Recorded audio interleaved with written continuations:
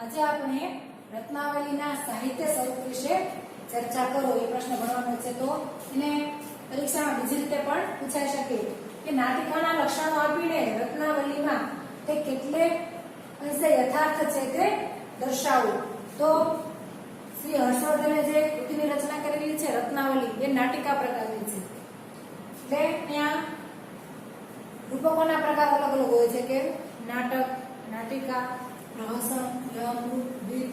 પણ આ નાટિકા છે એ પ્રકારમાં પણ આવતું નથી। તો એને અહીંયા શ્રી હર્ષવર્ધને જે રચના કરેલી છે નાટિકાની, તો એ નાટિકાના લક્ષણો કયા અને રત્નાવલીની જે રચના કરેલી છે તો નાટિકાને યથાર્થ છે કે નહીં, એ નાટિકા કહી શકાય કે નહીં, તેના વિશે આપણે ચર્ચા કરીએ। તો સૌથી પહેલા પ્રસ્તાવના, પછી નાટિકાના લક્ષણો। નાટિકાના લક્ષણો કયા કયા છે, એમાં કેટલા અંક હોવા જોઈએ, એમાં નાયક નાયિકા કેવા હોવા જોઈએ, એમાં પછી છંદ, અલંકાર, વર્ણન આ બધે કઈ રીતે હોવું જોઈએ એના લક્ષણો પહેલા જોઈશું। અને પછી રત્નાવલી નાટિકા તરીકે, તો કે રત્નાવલી છે એ નાટિકાના લક્ષણોને મળતી આવે છે કે કેમ, તો એના વિશે આપણે વિસ્તારથી સમજૂતી મેળવીશું। અને છેલ્લે છે ઉપસંહાર। તો અહીંયા આપણે આખા પ્રશ્નને વિસ્તારથી સમજીશું।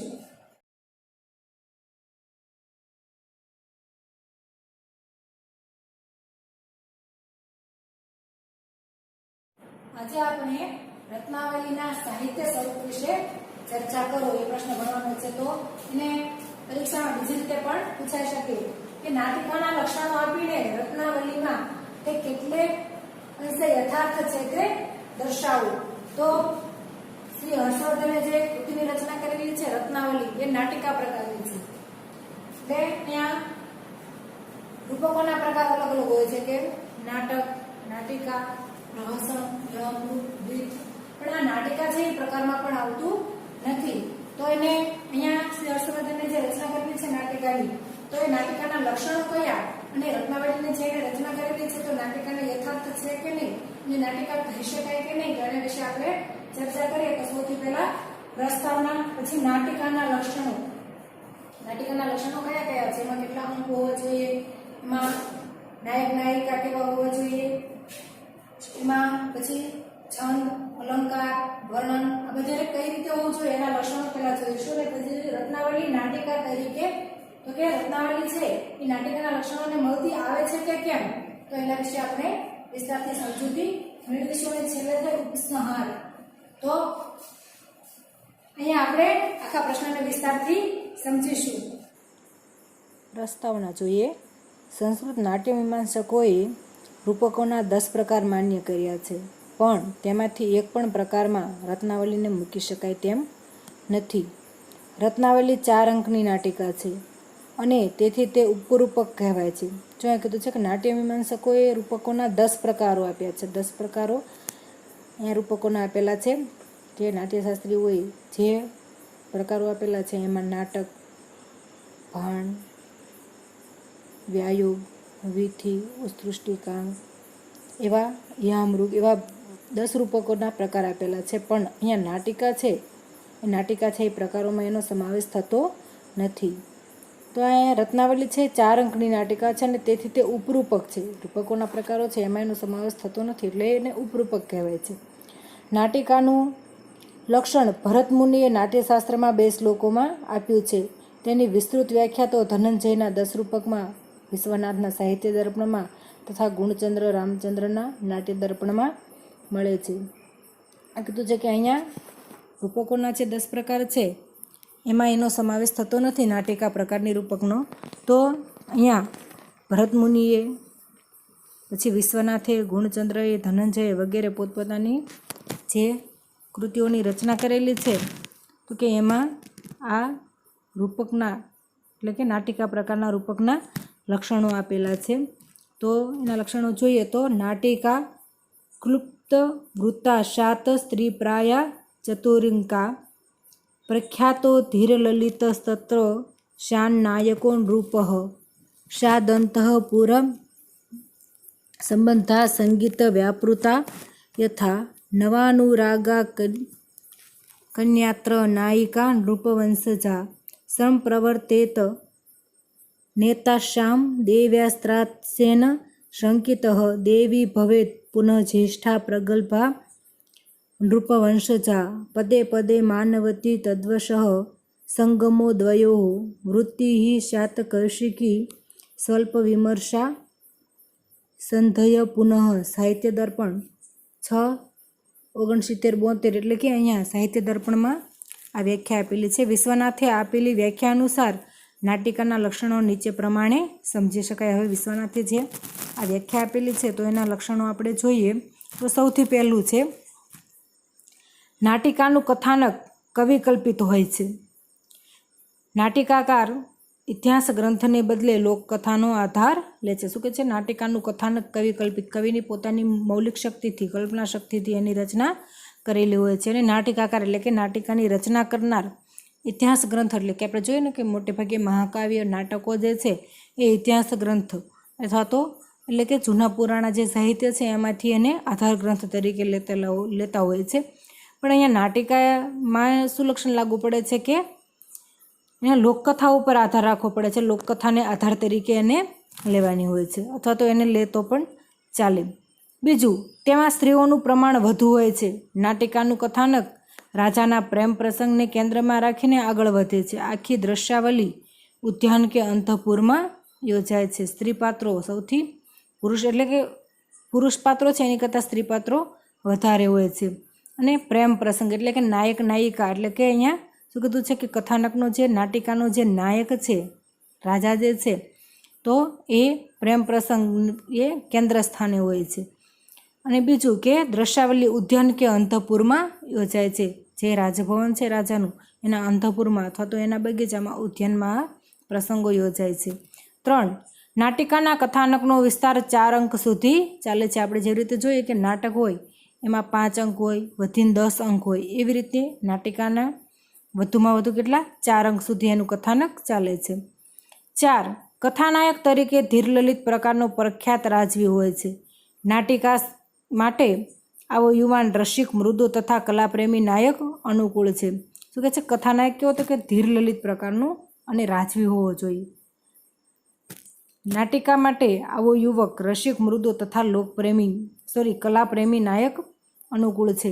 તો અહીંયા નાટિકાના લક્ષણના આધારે જોઈએ તો એ નાયક એવો હોવો જોઈએ. 5, નાટિકામાં નાયિકા પ્રથમ પ્રેમના મધુર ભાવો ઝીલતી રાજવંશી મુગ્ધા કન્યા હોય છે. તે અંતઃપુર સાથે સંકળાયેલી હોય છે અથવા સંગીત કાર્યમાં તત્પર હોય છે. શું કહે છે? અહીંયા નાટિકાની નાયિકા, પહેલાં આપણે જોયું કે નાયક કેવો હોવો જોઈએ, તો હવે નાયિકા છે એ કેવી હોવી જોઈએ? તો કે અહીંયા નાયિકા છે એ કે પ્રેમના મધુર ભાવોને એટલે કે પ્રેમનો સંચાર છે એનામાં પહેલાં હોવો જોઈએ. ને રાજવંશી મુગ્ધા કન્યા એટલે કે રાજકીય કુળની કન્યા હોવી જોઈએ અને અંતઃપુર સાથે સંકળાયેલી એટલે કે એની સાથે જોડાયેલી પણ હોવી જોઈએ. 6, નવી પ્રેયસીને દિલમાં સંઘરીને તેનામાં જ ખોવાયેલો રહેતો નાયક પોતાની રાણીને દુભાવવા કે નારાજ કરવા તૈયાર થતો નથી. તેથી તેનાથી તે ડરીને ચાલે છે અને છૂપો પ્રેમ કરે છે. આપણે કીધું કે નાટિકામાં પ્રણય બાબત છે એ મુખ્ય કથાનક હોય છે, એને કેન્દ્રમાં રાખીને કથાનક આગળ વધે છે. તો અહીંયા નાયક કેવો હોવો જોઈએ? તો કે પોતાની પ્રેમિકા જે છે એની સાથે પ્રેમ કરતો હોય પણ એ નાયક છે એ પોતાની રાણીને છે એને નારાજ કે એનાથી એને દુઃખ ન થાય એટલે કે એનેથી છૂપો પ્રેમ કરતો હોય છે અને એનાથી ડરીને ચાલે છે. 7, બહુવલ્લભ રાજાની અને સ્ત્રીઓમાંથી જ્યેષ્ઠ રાણી પટરાણી જ નાટિકામાં આવી શકે છે.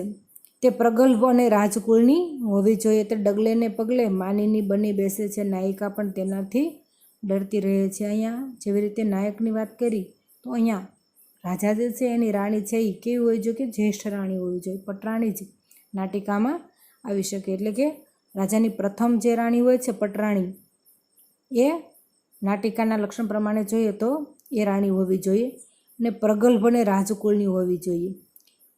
ડગલે ને પગલે માનીની બની બેસે રહે છે. માનીની એટલે કે પોતાને માન જન્માય, પોતાના સન્માન ખાતર એ રાજાથી ગુસ્સે થઈ જાય છે. એનાથી ગુસ્સે થાય અથવા તો નાયિકા એટલે કે રાજાને પ્રણય કરનાર જે પ્રેમિકા છે એ પણ એનાથી ડરતી રહે છે. 8, રાણી માનીની હોવાથી નાયક નાયિકાનું મિલન તેની કૃપા દ્રષ્ટિ ઉપર આધાર રાખે છે. નાયક નાયિકા છે પ્રેમ કરે, પ્રણય કરે પણ અહીંયા શું કીધું છે કે રાણી જે મુખ્ય રાણી છે રાજાની, જો એની કૃપા દ્રષ્ટિ થાય તો જ એ બંનેનું મિલન થઈ શકે છે. આથી નાયક તથા તેનો સહાયક નર્મસુ હૃદય એવી રીતે વર્તે છે કે જેથી રાણી ખુશ રહે અને ધાર્યું થાય. શું કહે છે અહીંયા કે રાણી છે તો જ બે પ્રેમી પાત્રોનું મિલન શક્ય બને છે. એના માટે થઈને રાજા અને રાજાનો જે સહાયક મિત્ર આપણે જેને વિદૂષક કહીએ છીએ, તો એ હંમેશા રાણીને ખુશ રહે એવું વર્તન કરવું જોઈએ. 9. નાટિકામાં કૌશિકી વૃત્તિ આવે છે. 5 નાટ્ય સંધિઓને તેમાં અવકાશ છે, પરંતુ વિમર્શ સંધિનો વિસ્તાર કરવાનો નથી. અહીંયા કૌશિક વૃત્તિનો પ્રયોગ થવો જોઈએ. પછી 5 નાટ્ય સંધિઓ, જેવી રીતે 5 નાટ્ય સંધિઓ તો કે કઈ ગઈ? મુખ, પ્રતિમુખ, ગર્ભ, અવમર્શ અને ઉપસંહાર અથવા તો વિમર્શ. તો આ જે 5 નાટ્ય સંધિઓ છે એ 5 નાટ્ય સંધિઓનો પ્રયોગ તો થવો જોઈએ. અને એ સિવાય વિમર્શ સંધિ એટલે કે છેલ્લે જે ઉપસંહાર સંધિ છે એનો વિસ્તાર ન હોય તો પણ ચાલે, એનો વિસ્તાર કરવાનો રહેતો નથી. નાટિકાનું સ્વરૂપ એવું છે કે જેમાં સંસ્કાર, કુલીનતા, રંગીનતા, મૃદુતા, હળવાશ, રોમાન્સ, કલાત્મકતા વગેરે સ્વાભાવિક રીતે આવી શકે. ભવ્ય વિચાર, અમર તત્વ, ઉચ્ચ મૂલ્યો વગેરે જેવી કોઈ ચિરંતન બાબત નાટિકામાં ન આવી શકે, છતાંય તે મસ્તીભર્યો હળવો આનંદ આપવા માટે પૂરતી ક્ષમતા ધરાવે છે. નાટિકાનું સ્વરૂપ કેવું છે કે તે સંસ્કારી, કુલીન એવા બધા ગુણો એમાં રહેલા હોય છે. રત્નાવલી નાટિકા તરીકે હવે આપણે જોઈએ રત્નાવલીના નાટિકાના લક્ષણો જોયા. તો હવે રત્નાવલી છે એ નાટિકા પ્રકારનું રૂપક છે એવું કીધું છે. તો એ રત્નાવલી છે એ નાટિકાના લક્ષણોને કેટલી મળતી આવે છે એ જોઈએ તો કે નાટિકાના લક્ષણો રત્નાવલીને બરાબર લાગુ પડે છે. તો સૌથી પહેલું જોઈએ તો રત્નાવલીનું કથાનક કવિ કલ્પિત છે. આપણે લક્ષણમાં જોયું કે કથાનક કેવું જોઈએ તો કે કવિ કલ્પિત હોવું જોઈએ. તો અહીંયા રત્નાવલીનું કથાનક પણ કવિ કલ્પિત જ છે એમ કહી શકાય. તેનું કથાનક બૃહદ કથામાંથી પસંદ કરવામાં આવ્યું છે. તેમાંથી પણ હર્ષે તો વાર્તાનો મુખ્ય પાયો જ સ્વીકાર્યો છે. બાકીના પ્રસંગો તેણે પોતે જ ઉમેરેલા છે. શું કીધું છે અહીંયા? મુખ્ય પાયો. ઉદયન રાજા છે એને માટે યોજના. મૂળ હેતુ શું છે? જે મૂળ કથામાં છે એ અહીંયા રત્નાવલીમાં પણ છે જ કે યોગેન્દ્રન છે રાજાના હિત માટે થઈને યોજના ઘડે છે. તો રત્નાવલીમાં પણ એવું જ છે. પણ શું કહે છે અહીંયા? મુખ્ય પાયો સ્વીકારેલો છે, પણ એમાં બાકીના જે પ્રસંગો એને મૂકેલા છે, ચિત્રફલકનો પ્રસંગ, મદન મહોત્સવ પ્રસંગ, વાંદરાના છૂટે જવાનો પ્રસંગ, કદલી ગૃહનો પ્રસંગ, તો આ બધા જે પ્રસંગો છે એને ઉમેરીને કંઈક નવો જ વળાંક વાર્તાને આપેલો છે. એટલે કે કવિની પોતાની કલ્પના શક્તિથી એને રચેલું છે એમ કહી શકાય. બીજું, રત્નાવલીમાં સ્ત્રી પાત્રો વધુ સંખ્યામાં જોવા મળે છે. પુરુષ પાત્રોમાં ઉદયન તથા વસંતક અવારનવાર દેખાય છે. બાકી રાણી, નાયિકા, દાસીઓ વગેરેથી રંગમંચ ભરેલો રહે છે. યોગેન્દ્રાયણ કેવળ આરંભ તથા અંતમાં જ આવે છે. વિજયવર્મા, જાદુગર, સંબરસિદ્ધિ, વસુભૂતિ, બ્રાભવ્ય વગેરે છેલ્લા અંકમાં જ આવે છે. જો અહીંયા કીધું કે સ્ત્રી પાત્રોની સંખ્યા વધારે હોવી જોઈએ, તો અહીંયા સ્ત્રી પાત્રોની સંખ્યા વધારે છે. પુરુષ પાત્રો છે પણ આખી નાટિકા દરમિયાન એક રાજા ઉદયન અને એનો મિત્ર છે વસંતક અવારનવાર દેખાય છે. પણ સ્ત્રી પાત્રો જેવી રીતે રાણી વાસોદત્તા, પછી સાગરિકા, એની દાસીઓ, આ બધા છે રંગમંચ ઉપર વધારે દેખાય છે. ને પુરુષ પાત્રો જે છે યોગેન્દ્રાયણ જે મંત્રી છે જેનાથી નાટિકાની શરૂઆત થાય છે અને એનો અંત પણ એના પ્રવેશથી જ થાય છે. તો યોગેન્દ્રાયણ છે એ શરૂઆતમાં અને અંતમાં જ દેખાય છે. બીજા જે પુરુષ પાત્રો છે વિજયવર્મા, જાદુગર, સંબરસિદ્ધિ, વસુભૂતિ, બ્રાભવ્ય વગેરે પાત્રો જે પુરુષ પાત્રો છે, મંત્રીઓ, બ્રાભવ્ય, વસુભૂતિ એ પુરુષ પાત્રો છે, તો એ પણ છેલ્લા અંકમાં જ દેખાય છે. 3. રત્નાવલીને 4 અંકોમાં વહેંચવામાં આવી છે. દરેક અંકને નામ આપેલા છે. આપણે જોયું ને કે અંકના નામ, તો પહેલા અંકનું નામ છે મદન મહોત્સવ, બીજો અંક છે કદલી ગૃહ, ત્રીજો અંક છે સંકેતક અને ચોથો ઇન્દ્રજાલિક. તેમાં ચક્ષુરાગ, પ્રિયાને પામવાના પ્રયત્નો, પટરાણીનો વિક્ષેપ, નાયિકાને અળગી કરી દેવાનું કાર્ય, સંઘર્ષ નિવારણ અને છેવટે લગ્ન, આ બધી વિગતો પ્રસંગો રૂપે 4 અંક દરમિયાન રજૂ થાય છે. તો અહીંયા કીધું છે કે પ્રિયાને પામવાના પ્રયત્નો, રાજા જે પ્રિયાને પામવાના, પોતાની પ્રેમિકાને પામવાના પ્રયત્નો કરે છે, જે યોજનાઓ બનાવે છે, એવા પ્રસંગો મૂકેલા છે. પછી પટરાણીનો વિક્ષેપ એટલે કે જે રાણી છે એ રાજા છે એ સાગરિકાને જોઈ ન જાય, નાયિકાને જોઈ ન જાય એના માટે થઈને બને ત્યાં સુધી છે એને દૂર રાખવાની કોશિશ કરે છે. અને જ્યારે એ રાજા અને નાયિકાને એટલે કે સાગરિકાને જોઈ જાય છે ત્યારે અહીંયા રાણી વાસોદત્તા છે એમાં વિઘ્ન પણ ઊભું કરે છે. સાગરિકાને કેદ કરી નાખે છે. નાયિકાને અળગી કરી દેવાનું કાર્ય એને ઉજ્જૈન મોકલી દીધી છે એવી અફવા પણ વાસુદત્તા ફેલાવે છે.